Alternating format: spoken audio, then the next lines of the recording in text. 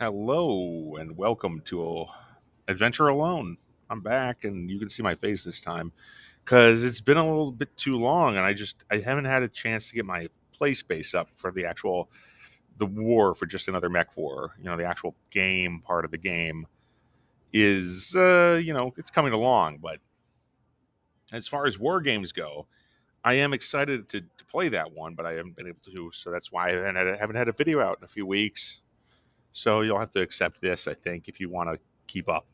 Anyway, yeah. So I have been working on the rule set for just another Mech War, season one or whatever, series one, and it is coming along. I mean, at first I thought I was going to start with Kill Sample Process, which is the Morkborg style game, but now I'm leaning further toward my favorite recent game, Maze Rats, combined, of course, kit bashed with a little game called Necropolis28. Of course, both of these are fantasy games.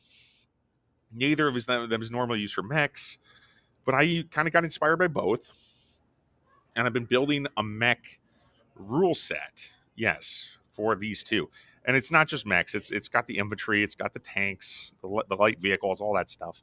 It really is a kind of comprehensive rule set of sorts for this kind of game. Anyway, so I just did an update there, but as far as the actual campaign is going, the rule set for it is it's the development has gone along with some of the actual scenario development, right? So I realize a lot of people like map based campaigns, and I'm not actually one of them. I don't really identify with maps very well. I'm very bad at spatial stuff, and if I'm going to be playing a game solo, the odds of me actually using a map effectively are pretty low. This is a little non-standard for wargaming, and especially solo tabletop wargaming. So I just want you to know I plan on coming up with kind of flowchart situation, a loose map of sorts for the main theater of conflict, which will probably be on the border between Balance and Thrace, the two belligerents in this conflict. But I also plan to use the Mythic GM Emulator. I know I'm an RPG guy, but I'm also and a war game guy. So we're rolling these two together. And the Mythic GM Emulator is this wonderful solo tool that kind of answers questions. Most of them just using the Oracle from it, the basic Oracle, which you roll a D100, a 100-sided die, and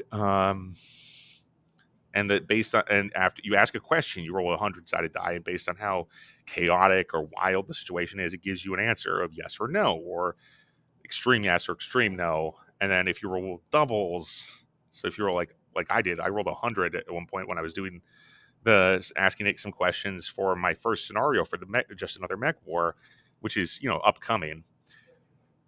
I asked it that, and I got a 100, which is of course a double because that's double zero on 2d10s, which is how you roll d100 if you're me. And that result was quite interesting. So basically, what I've come because that results in an additional event or similar situation, a different event or twist. Basically, it's a yes and something else as well, an interrupt perhaps, or further complication. So the questions I asked, well, first off, I started with cast factor 6 because this is going to be a conflict between two former allies. I thought it made sense to start at a higher cast factor than the 5 that normally starts with. And the higher the cast factor, the more likely the result is going to be a yes. So I'm asking questions from the perspective of the general public and how they would observe this battle. So the first question I asked was, are Thracian forces the aggressor? And because they are the force that recently, this just for refresher, Thrace is a country that recently had a regime change, and they used to be allied with Balance, but now Balance and Thrace are going to be enemies. So I thought Thrace is likely to be the aggressor because they just had a change at the top, right? And so I rolled the die, and that's why I picked them for this question, right? Because if you don't know the answer to the question, if you don't have an idea of which side is more likely to be the answer, you might as well just roll 50-50. You just flip a coin or roll a die and do evens odds like I do. So but I got the result of yes. Thracian forces are the aggressor. And then I asked it also if the fight will be on Balenzian territory, and the answer was also yes. Finally, the attack is a surprise attack. That was my third question. Is Thrace's attack a surprise attack? And the answer I got was yes. But then I finally got to the question of where we're actually going to fight this battle, and the answer is, well, the question was, is Thrace's target a military strongpoint? Because they're doing a surprise attack on a former ally. I thought that was a pretty likely thing. They're going to try to take out something important first, probably a mech base. So this is where I rolled a 100, which makes it a strong yes and a double. And the twist was, well, the extreme yes means they're attacking during the winter solstice. So basically, this is a surprise attack on a very lightly manned, but very important strong point that was in peacetime. And the winter solstice is when more personnel are not going to be present. They've gone home to their families for the winter, because who's going to attack on the winter solstice? Well, apparently Thrace is. So Thracian forces crossed the border using the cover of night, and an infiltrating agent who disabled Fort Carlos's, that's their target, radar at a critical moment to approach by stealth. The Battle of Fort Carlos is underway for two turns before Battle Group Druid, which is the mech station there, can be activated. That's the basic rule we've got from the twist. And then I've been working on the orders of battle. So I generated Commander Adrian Sankel is the commander of Fort Carlos, and Mech and Battle Group Druid, the main fighting force here, because most of the regular troops are not going to be present. The main fighting group is Battle Group Druid, which is three mechs: Sally's Peril, which we talked about last time, Henge Lance, and Blue Druid. I have to generate pilots for them, and I will do that possibly later in this episode. Then there's the Fort Carlos Garrison, which consists of 2 hover transports and 2 hover tanks. So this is a slight science fiction, but we're not dealing with high space travel. When this is a non-spacefaring civilization, but they may have floating vehicles of some kind. Yeah. So then that's the main force that we're going to be working with, as kind of, I see them as being the more sympathetic side of these two belligerents, but it is a and I do plan to follow Battle Group Druid as our main party of sorts in this terms of an RPG. They're the main group. There will be the player characters in some ways, but I need to find their pilots. I need to really generate the pilots for that. And then the forces of Thrace include some aerial cataphracts, which are basically flying ships, or small crews, 1 or 2 people. So they're they're very much equivalent to the mecha battle groups like Druid. So that's about where I'm at with this kind of thing. There's going to be 4 cataphracts attacking the base, as well as a few ground commando units and hover tanks on the aggressor side. Now, with this rule system, I think it should play pretty quickly. We're going to be playing on a 2x2 or smaller area, so it's going to be rather tight in space. But because at 10mm scale, this game is going to be. I mean, like I said, I think I maybe mentioned this in the first video I made about Balance and Thrace.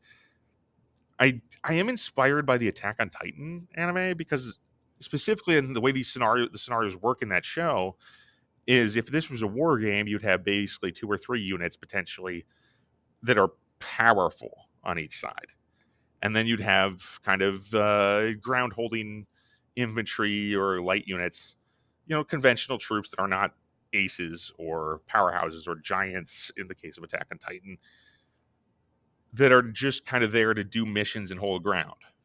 I mean, for 40K players, Warhammer 40,000 is a game I'm interested in right now as well, and it's and I play that with other people, of course. It's hard to play that game solo right now.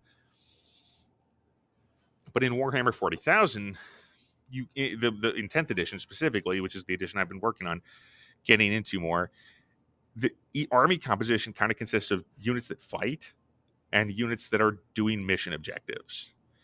And I think that's true in a lot of games and a lot of scenarios in real life, potentially, where you have specialists who are just kind of there to be, who are not just there, but who are there to achieve objectives, and then you've got the fighting forces. And I see the ace units, the big giant guy in Attack on Titan, or the the ace the ace fighter in Attack on Titan, that kind of thing, as being the powerhouse fighting unit.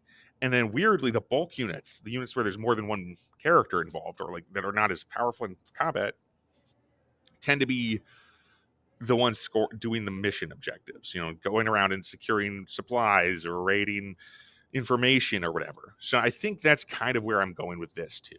The mechs being equivalent to the power units, and then the support units are going to be the irregular infantry, because the mechs are so much more powerful, and the cataphracts as well are much more powerful than the infantry and tanks, the conventional units, with probably a higher emphasis on the mechs being more powerful than the cataphracts, because we generated last time that Balance is a very advanced society. Balance is a very advanced mecha industry. So they are probably the most powerful mechs in this setting at this point, in between these two nations. And then because their former ally, Thrace, has borrowed much of their technology, but is specializing in light flying vehicles by comparison to the aerials. We're going to see how that goes. Right. So I think that might be all for this video. And I know it's short. I just don't have much time today. I'm just trying to get something so you know I'm still thinking about you. And thanks for listening, everybody. Thanks for watching. I'm Tim Niederreiter, and this has been Adventure Alone. Stay safe out there.